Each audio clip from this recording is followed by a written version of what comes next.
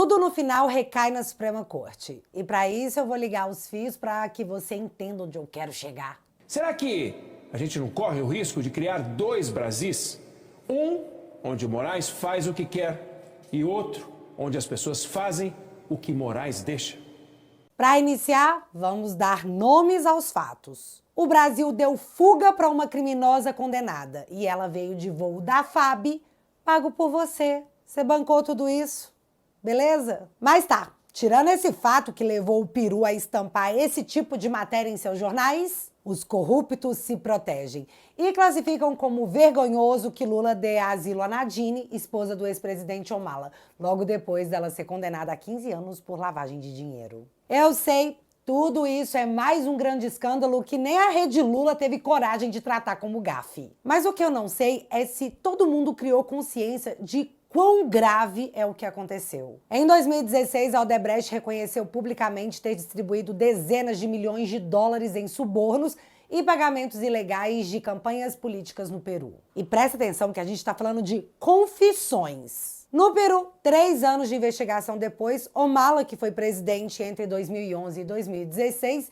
enfim é condenado por crimes de lavagem de dinheiro. 15 anos de pena, tanto para ele quanto para sua esposa. E é aí que entra a Brazuela, governada por Lula, que manda o avião da FAB buscar essa mulher, a Nadine, ex-primeira-dama, para que ela não vá para cadeia. Uma criminosa condenada por crime comum, recebendo asilo político. Só que é muito importante que geral saiba que o Marcelo Odebrecht disse que repassou essa grana pro Omala a pedido do Lula e do Palocci.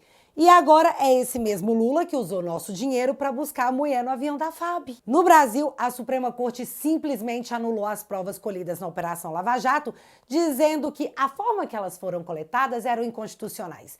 Então, por mais que estejamos falando de réus confessos, o STF, que anulou todas as provas, agora anula todos os processos porque não tem prova. E, cara, é muito louco falar isso em voz alta. E, no mínimo, é pra rir dos ministros alegando que precisaram anular as provas porque foram obtidas de forma ilegal, quando no Brasil o Ficha Expedition come solto contra bolsonaristas e ninguém fala piu. É a já conhecida indignação seletiva dos hipócritas. Mas tá. A Nadine, que recebeu asilo político no Brasil, porque agora, como se não bastasse os nossos próprios corruptos, a gente está importando, recebia a grana da Odebrecht em dinheiro, em mochilas, e guardava essa grana num armário que ficava num imóvel que era usado para reuniões da campanha do Omala, marido da Nadine, não esqueça. Enfim, o negócio é tão cabuloso que, em resumo combinado com uma livre interpretação, Omala pediu para o Toffoli avisar a Justiça do Peru que as provas contra ele estavam anuladas no Brasil. O que Toffoli fez? Toffoli, ex-advogado do PT, que estampou a capa censurada da revista Cruzoé como o amigo do amigo de meu pai. Só um detalhe. Porém, a Justiça peruana falou que, beleza, Peru não é Brasil, companheiro. Se a Suprema Corte brasileira quis anular provas por aí, o que livrou a cara de vários bandidos, por aqui a banda toca diferente. Tá tudo valendo. Mas não se dando por satisfeito, Omala tentou de novo em outubro do ano passado, pedindo que Toffoli meio que anulasse a cooperação entre Brasil e Peru no caso da Lava Jato, para que assim a justiça peruana fosse obrigada a invalidar as provas. Porém, Toffoli não atendeu a solicitação e Omala também não voltou a cutucar o ministro, porque, né, meio sério isso aí. E deixou pra lá. A questão é que o cara foi condenado porque o Lula pediu que a Odebrecht desse dinheiro para ele e sua esposa bancarem suas campanhas. A Odebrecht deu o dinheiro. Omala e sua esposa foram investigados por 3 anos e condenados. E agora o Lula manda o avião da FAB buscar a Nadine porque Lula é apenas um cara humanitário. Vem cá. Ninguém parou para pensar que talvez, sei lá, fosse meio que possível que o Lula estivesse com medo do Omala e da Nadine dizerem à justiça que receberam o dinheiro porque o Lula mandou pagar? Que isso se tornaria mais um escândalo mundial? Que com a Nadine aqui o Omala pode ficar de boca fechada já que a esposa dele tá em segurança? É uma hipótese tão louca assim? Sério? O que rolou foi tão grave que restou apenas o constrangimento. Ninguém passou pano para algo tão inacreditavelmente sem noção. Até a Globo desceu o pau.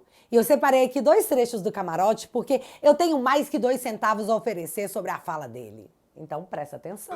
Olha que constrangimento. Olha como o presidente Lula está sendo tratado no Peru. Ação entre corruptos. Então, ele precisava disso? Então, ele veja o desgaste político que ele está criando para ele próprio. Quando saiu a notícia, eu conversei com integrantes do primeiro escalão do governo Lula, que não estavam sabendo, foram surpreendidos e lamentando o que estava acontecendo, e aliados no Congresso Nacional. E todo mundo falando, foi um tiro no pé. De fato, isso traz e aprofunda muito um desgaste que o Lula não precisava nesse momento. Ele está ressuscitando o tema da Lava Jato, o tema da Odebrecht aqui no Brasil e também no Peru. Então, por isso que os aliados ficaram tão surpresos. Quando eu conversava, não, mas vem cá, mas que atrapalhada, como é que faz isso, como é que cai nessa situação? Lava Jato revivida, uma crise aberta até mesmo com a própria base que sequer sabia que o Lula ia fazer importação de condenados. E é esse o meu ponto. Por que ele faria tal coisa tão rápido, rifando sua própria popularidade que já anda capenga, inclusive entre seus próprios eleitores? Porque ele tem um bom coração e não liga pra essas coisas? Não, desculpa. Até para um momento irônico, essa pergunta foi bem idiota. Pois então, o camarote tá dizendo que, cara, tá todo mundo com vergonha do que o Lula fez, porque ninguém consegue explicar como que ele dá uma dessas. Melhor estilo, você não me ajudou a te ajudar, companheiro. Só que a pergunta que tem que ser feita é essa aqui. Justiça de Brazuela.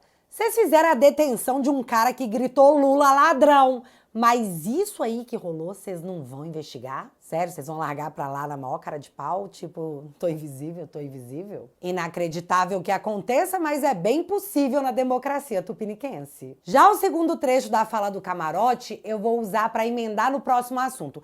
E aqui eu quero relatar apenas uma hipocrisia absurda. Nesse áudio, o camarote vai falar sobre o uso do voo da FAB. É injustificável do ponto de vista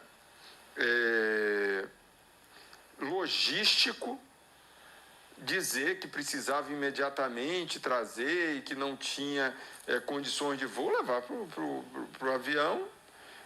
Começa como você tem, você transporta todo mundo em avião de carreira. Quando você coloca um voo desse é muito caro. Manter uma estrutura dessa é muito caro para você mandar pegar alguém. Pois é, camarote. É caro, né? Pago pelo contribuinte.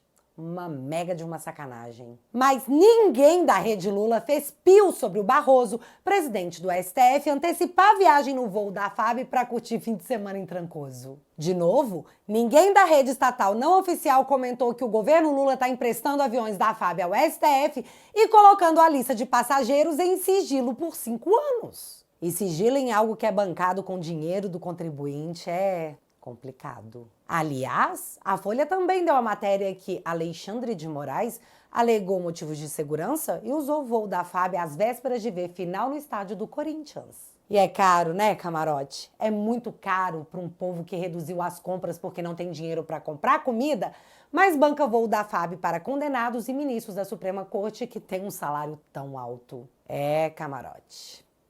É caro. Então, vídeo assim me deixa muito exposta à democracia relativa pujante, ao qual eu já sou alvo de alguns inquéritos e processos. Mas saber que não estamos sozinhos na trincheira faz toda a diferença. E é por isso que eu convido você que curte o meu trabalho a financiá-lo através da melhor família da internet, o teatualizei.app. E galera, a plataforma acabou de passar por uma atualização e se tornou uma rede social da direita, exclusiva para a família.